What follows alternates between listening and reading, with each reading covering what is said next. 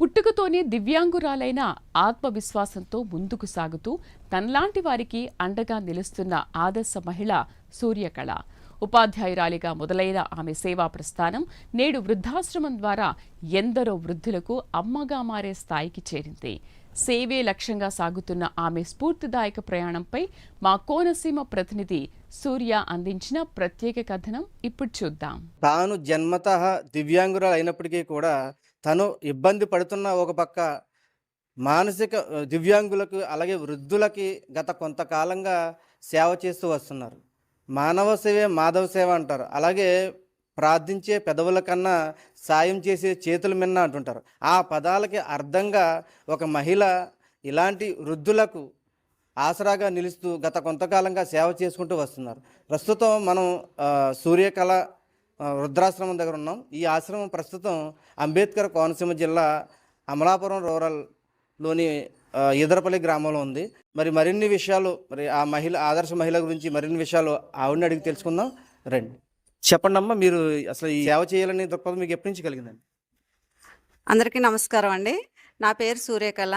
Doctor BR Ambedkar Konaseema జిల్లా ఈదరపల్లి గ్రామం రూరల్లో ఉన్నది ఎస్కే ఓల్డ్ ఏజ్ హోమ్ అండి. 2019 నుంచి old age home, SK old age home అని మరింత నా సేవలు వృద్ధులకు కూడా అందించాలనే సదుద్దేశంతో నేను ఈ ఓల్డ్ ఏజ్ హోమ్ని స్థాపించడం జరిగింది. అసలు మీరు ఏం చదువుకున్నారండి? అసలు నేను బేసికల్గా బీకామ్ అండి. బీకామ్ తర్వాత డిఎస్సిఎంఆర్ మెంటల్లీ రిటార్డేషన్ కోర్స్ చేశానండి. ప్రజెంట్ నా దగ్గర 30 మంది వృద్ధులు నా దగ్గర నివాసం ఉంటున్నారు. వారు తమ యొక్క పర్సనల్ ప్రాబ్లమ్స్తో అంటే సివియర్గా ఉండే బెడెడ్ కేసులు కూడా నా దగ్గర ఉన్నాయండి. పెరాలసిస్, హార్ట్ స్ట్రోక్, ఇంకా బెడ్ పైన ఉండే వాళ్ళకి సర్వీస్ చేయిస్తానండి. నా దగ్గర ఆయమ్మలు కూడా వర్క్ చేస్తున్నారు. 5 మెంబర్స్ లేడీస్ వర్క్ చేస్తూ ఉంటారు. వాళ్ళకి డైలీ కాలకృత్యాలు అన్నీ కూడా బెడ్ పైన చేయించాల్సిన పరిస్థితి కూడా ఉంది. ఇప్పుడు వాళ్ళకి ఎలాగ వృద్ధులు వస్తుంటారు ఇక్కడికి, వాళ్ళకి చాలా మానసికమైన ఇబ్బందులు ఉంటాయి. ఇప్పుడు మెడికల్ ఎమర్జెన్సీ వచ్చింది అనుకోండి, అప్పుడు వాళ్ళ పరిస్థితి ఏంటంటే మీరు ఎలా దాన్ని? నెక్స్ట్ నేను మా ఫ్యామిలీతో కూడా ఇదే ఆశ్రమంలో ఉండడం జరుగుతుంది. వీళ్ళకి ఎమర్జెన్సీ మెడికల్ పరంగా ఎమర్జెన్సీ ఉన్నట్లయితే డాక్టర్స్ని మేము అందుబాటులో పెట్టుకున్నామండి. మేము ఫోన్ చేసిన ఒక 5 మినిట్స్లో మా దగ్గరికి వచ్చి ఇక్కడ ఉన్నటువంటి అనారోగ్యంతో ఉన్నటువంటి వారికి వెంటనే వైద్య సహాయం అందించడం జరుగుతుంది. ప్రైమరీగా ఇక్కడ ఫస్ట్ ఎయిడ్ అన్నీ చేసిన తర్వాత ఒకవేళ సివియర్గా ఉన్నట్లయితే నేను గవర్నమెంట్ హాస్పిటల్కి రిఫర్ చేయించి అక్కడ నా స్టాఫ్ను అక్కడ పంపించి అక్కడ వైద్యం చేయిస్తానండి. అంటే మీరు ఇప్పుడు జన్మతః దివ్యాంగురాలు అంటున్నారు, మరి మీరు ఆల్రెడీ ఇబ్బంది పడుతున్నారు. మరి ఇబ్బంది పడినప్పుడు మరి ఈ సేవను ఎలా కొనసాగిస్తున్నారు? ఇప్పుడు నేను జన్మతః దివ్యాంగురాలను అయినప్పటికీ అంటే నాలాగా చాలామంది ఇబ్బందులు పడుతున్నారు అనేది నేను సొసైటీ నుంచి కొంతవరకు నేను చూశానండి. సో నా వంతుగా అంటే మరీ నేను చదువుకున్నాను, ఏదన్నా జాబ్కి వెళ్ళి జాబ్ చేసుకొని నా ఫ్యామిలీని చూసుకునే అటువంటి మనస్తత్వంగా నాకు మొదటి నుంచి లేదండి. నేను ఒక 10 మందికి సొసైటీ పెట్టి నేను వాళ్ళకి సర్వీస్ చేయాలనేది ఇంటెన్షన్ అండి. నా అంతర్భావంగా నేను సర్వీస్కి ఉపయోగపడాలి. వృద్ధాశ్రమం అంటే సాధారణంగా అసలు ఈ ఫైనాన్స్ పరంగా ఆర్థికంగా చాలా సమస్యలు ఉంటాయి. మరి వీటిని ఎలా ఎదురు తీసుకెళ్తున్నారు? ఆర్థిక పరంగా ఇవి రెంటెడ్ బిల్డింగ్లు అండి. నేను నడిపిస్తున్నది కూడా ఇప్పుడు రెంటెడ్ బిల్డింగ్లు. ఈ వర్కర్స్ శాలరీస్, కరెంట్ బిల్స్, ఇక ఫుడ్, అకామిడేషన్ అనేటప్పటికి కొంచెం భారంగానే నడుస్తుంది. ప్రస్తుతం దాతల సహకారంతో మేము కూడా సొంతంగా చేస్తూ దాతల సహకారంతో ఎవరైనా బర్త్డేలు, మ్యారేజ్ డేలు ఇటువంటివి జరుపుకున్నప్పుడు మా దగ్గరకు వచ్చి ఫుడ్ ఫెసిలిటీ ఇస్తూ ఉంటారు. వీళ్ళకి అన్నదాన కార్యక్రమాలు అవి జరిపిస్తూ ఉంటారు. అదేవిధంగా ఈ రెంటెడ్ బిల్డింగ్ వల్ల అధిక అద్దె భారం అవుతుంది.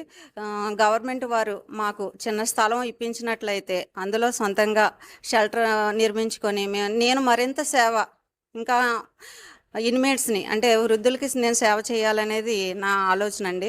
అంటే ఇప్పుడు ఈ విషయం ఇప్పుడు ప్రభుత్వం నుంచి మీరు ఒక స్థలం కావాలని కోరుకుంటున్నారు. మరి ఈ విషయాన్ని ఇక్కడ ఉన్న ఎంపీలు కానీ ఎమ్మెల్యే కానీ ఎవరికైనా చెప్పడం జరిగిందా? మమ్మల్ని గుర్తించి నేను ఇన్ఫామ్ చేయడం జరిగిందండి. గతంలో కూడా నేను మన ఎమ్మెల్యే గారికి, ఎంపీ గారికి కూడా ఇలా స్థలం మా ఎస్కే ఓల్డ్ ఏజ్ హోమ్కి సొంత స్థలం కావాలి అనేది నేను ప్రపోజల్ చేయడం జరిగిందండి.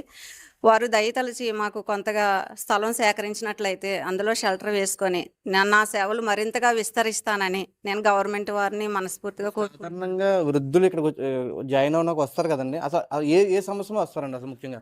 ఇక్కడ అందరూ కూడా 60 ఇయర్స్ అబవ్ వాళ్ళు వస్తూ ఉంటారండి. అంటే బేసికల్గా వాళ్ళు ఇంటి దగ్గర సర్వీస్ చేయలేక కొంత వస్తున్నారు. అంటే ఫ్యామిలీస్లో కొంచెం భారంగా ఉండి కూడా వీళ్ళని ఇలాంటి ఆశ్రమంలో పెట్టి చూసుకునే విధంగా కూడా ఉంటుంది. అదేవిధంగా రోడ్ల పైన కూడా కాంప్లెక్స్ల వెంట రోడ్ల పైన ఉన్నటువంటి వారిని కూడా డిపార్ట్మెంట్ వారు, పోలీస్ డిపార్ట్మెంట్ వారు ఇలాంటి వాళ్ళు రిఫర్ చేస్తూ ఉంటారు. అలాంటి వారు కూడా మా దగ్గరికి వస్తూ ఉంటారండి. మరి స్థానిక సేవా సంస్థలు చాలా ఉన్నాయి కదండి, ఏమైనా వాటి నుంచి ఏమైనా మీకు ఏమైనా ఉపయోగం ఏమైనా ఉంటుందో, వాళ్ళు ఏమైనా సాయం చేసే అవకాశం ఏమైనా కనపడిందండి? స్థానిక సంస్థలు అంటే వాసవి క్లబ్ వారు మొదటిగా మాకు చాలా హెల్ప్ఫుల్గా నిలబడ్డారు. వారు వస్తు రూపేణా కొన్ని ఆశ్రమానికి కావాల్సినటువంటి ఫ్రిడ్జ్, మంచాలు ఇలాంటివి మాకు నీడ్స్ వాళ్ళు ఇవ్వడం జరిగింది. అదేవిధంగా ప్రైవేటు వ్యక్తులు కూడా వచ్చి ఇక్కడ తెలుసుకొని ఇక్కడ ఉన్నటువంటి నీడ్స్ని అడిగి ఏమి కావాలి అనేది తెలుసుకొని వాళ్ళు ఏర్పాటు చేయడం జరిగింది. అందుకు గాని మేము చాలా సంతోషపడుతున్నామండి. ఇప్పుడు మీరు ఏం చెప్తారండి ఇలాగా వృద్ధాశ్రమంలోకి తల్లిదండ్రులని వదిలేస్తున్న వాళ్ళు కానీ, ఇలాంటి కొడుకులకి కూతురు కానీ మీరు ఏం చెప్పదలుచుకున్నారు? నేను ఒకటే చెప్పాలనుకుంటున్నానండి. సాధ్యమైనంత వరకు తల్లిదండ్రులని పిల్లలే సంరక్షణ చేసి ఇంటి దగ్గరే పెట్టుకొని వాళ్ళకి అన్ని విధాలుగా భోజన సదుపాయం, మెడికల్ సదుపాయం వాళ్ళు కన్న బిడ్డలుగా వాళ్ళ బాధ్యతని నిర్వహించాలనే నేను మనస్ఫూర్తిగా కోరుకుంటున్నాను. ఎట్టి పరిస్థితుల్లోనైనా వాళ్ళకి కుదరని పక్షంలో కొంతమందికి పిల్లలు లేని వారు కూడా ఇలాంటి వాటికి వస్తే బాగుంటుంది, కానీ పిల్లలు ఉన్నవారు కూడా మరి కొద్దిగా వాళ్ళు ఇంటి దగ్గరే పెట్టుకొని వాళ్ళని సంరక్షిస్తే బాగుంటుంది అనేది నా ఆలోచన అండి. అంతా కూడా వయసు రీత్యా కూడా అంతా కూడా పెద్దవాళ్ళే. మరి 24 గంటలు కూడా ఎవరిని చూస్తారండి? మరి ఎవరన్నా ఉంటా చూసుకోవడానికి ఇక్కడ డే నైట్ ఎవరైనా ఉన్నారా? నా దగ్గర 6 మెంబర్స్ వర్కర్స్ ఉన్నారండి. లేడీస్, జెంట్స్ వాళ్ళకి అన్ని రకాలుగా సదుపాయం చేస్తూ ఉంటారు. వాళ్ళకి భోజన సదుపాయం కానీ, వాళ్ళకి స్నానం చేయించడం, వాళ్ళకి అన్ని రకాలుగా సదుపాయం చేయడానికి నా దగ్గర స్టాఫ్ ఉన్నారు సార్. వాళ్ళని శాలరీస్ ఇచ్చి నేను వాళ్ళు కూడా సర్వీస్ మోటెడ్తోనే ఇలాంటి జాబ్కి వస్తారు. వాళ్ళు కూడా మంచి వర్కర్స్ నాకు దొరికారండి. ఫైనల్గా ఇప్పుడు మీరు ఏం కోరుకుంటున్నారండి? ఇప్పుడు వృద్ధాశ్రమం నడుపుతున్నారు, ప్రస్తుతం మీకు అందవలసిన ఆర్థిక సాయం అందుతుందా, లేదంటే ఎలా ఉంది పరిస్థితి ఏంటండి అసలు? ఆర్థిక పరిస్థితి విషయానికి వస్తే కొంచెం భారంగానే నడుస్తుందండి. కానీ ఈ సర్వీస్ని మరి ఓకే చేసుకున్నాము, సేవ చేయాలనే ఉద్దేశంతో అధిక భారమైనా సరే నడిపించడం జరుగుతుంది. మరింత మంది దాతలు ముందుకు వచ్చి మాకు చేయూతనిచ్చినట్లయితే మేము మరింతగా సేవ చేయాలనేది మా ఆలోచన. ప్రస్తుతం ఎంతమంది ఉన్నారండి మీ దగ్గర అసలు? 30 మెంబర్స్ ఇన్మేట్స్ ఉన్నారండి. అంటే మామలు తాతలు ఇద్దరు కలిపి 30 మెంబర్స్ ఉన్నారండి. దివ్యాంగులు కూడా ఉన్నారు ఇందులో వృద్ధాప్యంలో కూడా కొంచెం మెంటల్ తనం వస్తుందండి. అంటే వయసు రీత్యా కూడా మెంటల్ తనం వస్తుంది. వాళ్ళు ఆ కేసెస్ కూడా ఉన్నాయి. వాళ్ళు చెప్పేది వినరు. ఇంకా వృద్ధాప్యం అనేటప్పటికే కొంచెం చెప్పినా వినని పక్షంలో ఉన్నట్టుగా వాళ్ళ మైండ్ సెట్ కూడా మారుతుంది. అయినా సరే మేము వాళ్ళని హ్యాండిల్ చేస్తూ వాళ్ళకి 24 గంటలు కేరింగ్ ఇస్తున్నామండి. ఏంటండి ఫైనల్గా ఏంటి మీ? నా ఆశయం సొంత బిల్డింగ్ వచ్చి ఇలాంటి వారికి మరింతగా సేవ చేయాలి. నాలా సోషల్ సర్వీస్గా నా వెనక కొంతమంది నా వెనక నిలబడాలనేది నా ఆలోచన అండి. మీ పేరేంటండి? బాబులండి. మీరు బాబులండి. ఎంతకాలం సంవత్సరం అయిందండి. సంవత్సరం అయింది. ఎలా ఉందండి? మాకు ఏ విధమైన లోటు లేదండి. చాలా బాగుందండి. ఇంటికాడ మీద బాగుందండి. కానీ అన్ని రకాల సుఖంగా ఉంది. ఆవిడ దేవతలాగా చూస్తుంది మమ్మల్ని. ఏ లోటు లేదండి. ఇదండి పరిస్థితి. మరి సమయానికి భోజనం అన్ని సదుపాయాలు? సమయానికి భోజనం పొద్దున్నే 7 అవ్వకుండా టీ అండి. 8 మళ్ళీ టీ టిఫిన్, మళ్ళీ 12 భోజనం, మళ్ళీ 2 గంటలకు టీ, మళ్ళీ సాయంత్రం 6 అవ్వకుండా భోజనం. ప్రస్తుతానికి అయితే ఏ విధమైన ఇబ్బందులు లేవు, లోటు లేదు. ఏమైనా కోరుకుంటున్నారా మీరు? ఇంకా ఇదే కోరికండి. ఏ విధమైన ఇబ్బంది లేదండి. పడుకోవడానికి అన్ని సదుపాయాలు, గదికి ఫ్యాను, గదికి ఎవరి మాత్రం ఆడదే. ఏ లోటు లేదండి. మరి ఈ వయసులో ఏ ఒక మెడికల్ ఇబ్బందులు వస్తాయి కదా, మరి ఏదన్నా సమస్యలు? డాక్టర్ గారు వచ్చేస్తారండి వెంటనే. అసలు ఆ సమస్య లేదండి. ఆ మందులు కూడా కొన్ని తెప్పించి ఇంట్లో పెడతాం. ఈ గమ్ని కడుపు వచ్చి ఏది వచ్చినా మందులు కూడా ఇస్తారండి. ఈ ఆశ్రమానికి వచ్చిన కొంతమంది వ్యక్తులు అయితే ఉన్నారు, వాళ్ళని అడిగి మరిన్ని విషయాలు తెలుసుకుందాం రండి. చెప్పండి, ఏంటంటే మీరు రావడం గల ఈ ఆశ్రమానికి రావడం గల కారణం ఏంటండి? నమస్తే అండి. ఈరోజు మా బాబుది, కోడలిది పెళ్లి రోజండి. అందుకనేసి ఫుడ్ డొనేట్ చేద్దామని వచ్చాము. వారిని అడిగాము, ఏమన్నా అవసరమైతే తీసుకొస్తామంటే బట్టలు, దుప్పట్లు అన్నీ ఉన్నాయండి, అవి ఏం వద్దు, ఏదైనా పాపం పెద్దవాళ్ళు కదా అలా కూర్చుని ఉంటున్నారు, టీవీ లాంటిది కానీ అలా ఏదైనా ఇస్తే బాగుంటుందని అన్నారు. ఈ రోజు మీరు ఫుడ్ ఈ ఉద్రహమంకి చేసి తీసుకొచ్చి తీసుకొచ్చామండి. అందుకనేసి టీవీ ఒకటి తీసుకున్నాం ఇద్దామని పెద్దవాళ్ళకి అనేసి. అసలు మాకు ఇక్కడ ఉన్నట్టు తెలియదండి అసలు. ఇది మా కజిన్ ఏడి శ్రీని గారు చెప్పారండి. అక్కడ పాపం అది ఎవరికి తెలియట్లేదు, ఆవిడ చాలా బాగా చేస్తున్నారు, ఆవిడ ఒక దివ్యాంగురాలు అయ్యుండి కూడా ఆవిడ అంతలా చేస్తున్నారంటే అన్నీ ఉండి మనం ఇలాగా అందరూ కూడా చేస్తే బాగుంటుంది. ఇక్కడికి వచ్చి అంతా చూస్తే మనసు అంతా ఏంటోలా అనిపించింది. ఇలాగా తల్లిదండ్రులని ఇలాగా మరి వృద్ధాశ్రమానికి అది కొన్ని కారణాల వల్ల కొంతమంది ఉంటే కొన్ని భారంగా భావించి వదిలేస్తున్న వాళ్ళకి ఏం చెప్తారండి మీరు?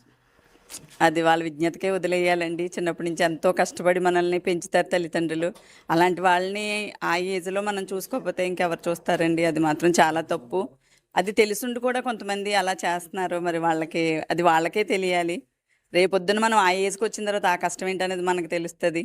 కానీ తల్లిదండ్రులు ప్రతి ఒక్కళ్ళు చూసుకుంటే అసలు ఇలాంటి ఆశ్రమాలు అసలు అవసరం ఉండదు. పిల్లలు లేని వాళ్ళు అలాంటి వాళ్ళు వచ్చినా బాగుంటుంది. కానీ పిల్లలుండి కూడా తల్లిదండ్రులను వృద్ధాశ్రమాలకు పంపించడం అనేది చాలా తప్పు, చాలా బాధాకరమైన విషయం అండి అది అసలు. ప్రస్తుతం సమాజంలో ఉద్యోగరీత్యా బయటకు వెళ్ళిపోతున్న పరిస్థితి ఉంది. తల్లిదండ్రులు ఏమో రమ్మన్నా రాలేని పరిస్థితి వీళ్ళు ఉన్నారు. మరి అలాంటి వాళ్ళకి మీరు ఏం చెప్తారు? అది మనం ఏం చేయలేమండి. వాళ్ళని మనం ఆపలేము, వాళ్ళ ఎదుగుదలని మనం ఆపలేము పిల్లల్ని. ఇంకా అది మనమే ఇంక ఒంటరితనాన్ని అలవాటు చేసుకుని ఇలాంటి సేవా కార్యక్రమాల్లో కనుక మనం పాల్గొంటే మనకు ఒంటరితనం అనేది కూడా ఉండదండి. మనం ఏదైనా చేసినట్టు ఉంటుంది, సేవ చేసినట్టు ఉంటుంది. మనం కూడా మన ఒంటరితనాన్ని అనేది కూడా మనం మర్చిపోవచ్చు. బాగుంటుంది. మరి ఇలా సేవ చేసే వాళ్ళకి మరి ఏ విధంగా మరి ఆర్థిక సాయం అయితే ఖచ్చితంగా అవసరం ఉంటుంది. మరి ఇలాంటి పరిస్థితుల్లో మీరు ఏదన్నా పెద్దల దృష్టికి తీసుకెళ్లే అవకాశం ఉందండి ఇక్కడ? పెద్దలకి చెప్పొచ్చండి. అది కూడా నాకేమనిపించిందంటే ఇక్కడ వచ్చిన తర్వాత ఈ ఆశ్రమం చూసిన తర్వాత నాకు కూడా చాలా ఇదిగా అనిపించి ఏదో చెయ్యాలి ఈ ఆశ్రమకి అన్న కోరిక కూడా నాకు వచ్చిందండి. కానీ ఈ వయసులో ఆవిడ కూడా అలా చూడటం, ఆవిడ కూడా ఐడియా రావటం, ఇలాగా పెట్టాలి అని ఒక ధైర్యంగా నిలబడి ఆవిడ చేస్తుందంటే మనం కూడా సపోర్ట్ చేయాలండి. ఆవిడకి చాలా బాగా సపోర్ట్ చేసి మనం ఎదురు నడిపించాలండి. నా సహాయం అంతా కూడా నేను చేసి పెడతాను. విన్నారు కదండి, ప్రస్తుతం సమాజంలో అంటే ఉద్యోగరీత్యా ఫారిన్ కంట్రీస్ వెళ్ళిపోయి పిల్లలు కూడా అక్కడే చదివించుకుని అక్కడే ఉండిపోయి తల్లిదండ్రులు కొంతమంది ఉండటం వల్ల ఇక్కడ తల్లిదండ్రుల్ని అంటే ఇక్కడ ఉన్న తల్లిదండ్రుల్ని రమ్మన్నా సరే వాళ్ళు రాకుండా, లేదు మేము ఇక్కడే ఉంటామని చెప్పేసి కొంతమంది అయితే మారం చేస్తున్న పరిస్థితిలో వాళ్ళు ఎటు కాని పరిస్థితిలో ఒక కోణంలో వాళ్ళు తీసుకొచ్చి వృద్ధాశ్రమంలో జాయిన్ చేస్తున్నారు. అదే మరో పక్క ఏంటంటే వృద్ధాప్యం వచ్చిన తర్వాత తల్లిదండ్రులని భారంగా భావించి కొంతమంది వదిలేస్తున్న పరిస్థితి అయితే ఉంది. ఎక్కువగా ఇవే సమస్యలు. వృద్ధాప్యం వచ్చిన తర్వాత భారంగా భావించి వాళ్ళని తీసుకొచ్చి వృద్ధాశ్రమంలో ఇలాగా వదిలేయడం జరుగుతుంది. మరి అలాంటి వాళ్ళకి ఆసరాగా ఉంటూ వాళ్ళకి సేవ చేయాలని సదుద్దేశంతో ఇలాంటి సూర్యకళ అంటే ఎస్కే వృద్ధాశ్రమం స్థాపించి ఇలాంటి ఆదర్శ మహిళగా మన ఈరోజు ప్రెగ్నెన్సీ న్యూస్ ద్వారా మనం ఇంట్రడ్యూస్ జరిగింది. ఇది ఇక్కడ తాజా పరిస్థితి. కెమెరామెన్ చందుతో సూర్య, ప్రైమ్ న్యూస్, అమలాపురం.